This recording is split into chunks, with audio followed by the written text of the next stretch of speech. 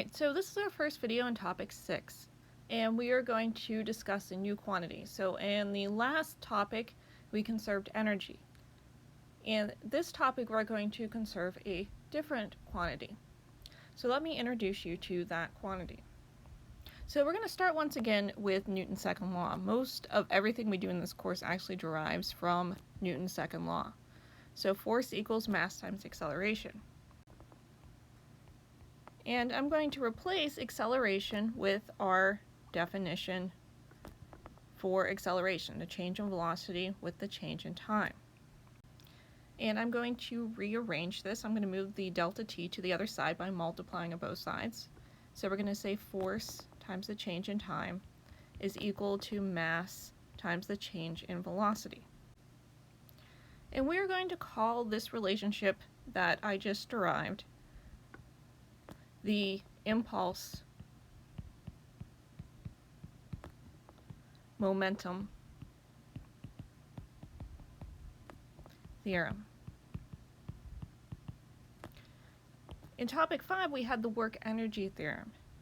And the work energy theorem told us that as we applied a force over a specific distance in that case, we ended up with a change in kinetic energy. And a change in kinetic energy was 1/2 mv squared.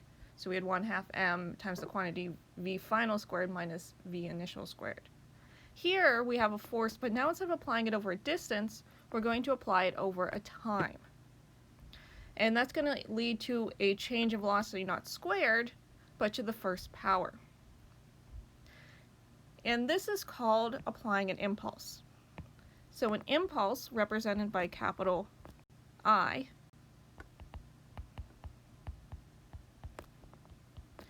impulse is the change in momentum, which means that as we're doing this, we're applying a force over a specific time period, we are causing a change in momentum. So this here must be momentum. So we're going to use a lowercase p, so this is a lowercase on an uppercase p. And that is going to represent momentum. And momentum, so let me continue writing this, is the same thing as this. So a change in momentum is mass times a change in velocity, which can be written as velocity final minus velocity initial, or I can distribute the mass to both terms. So since mass times velocity final minus mass times velocity initial is the change in momentum, that means that momentum must be mass times velocity.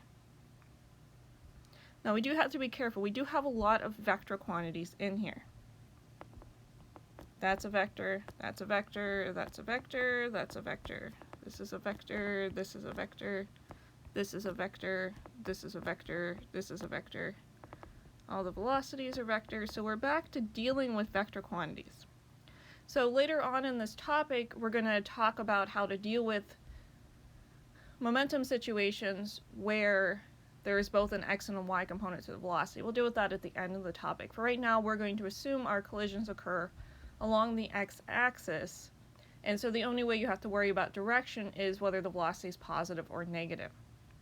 Momentum does not get its own special unit. So the units are simply a kilogram meter per second. And that is the same unit we're going to use for impulse, because impulse is a change in momentum. Now, just like when we did with conservation of energy, we're going to find in this unit, we're not actually looking for momentum a lot, we're looking for mass or velocity.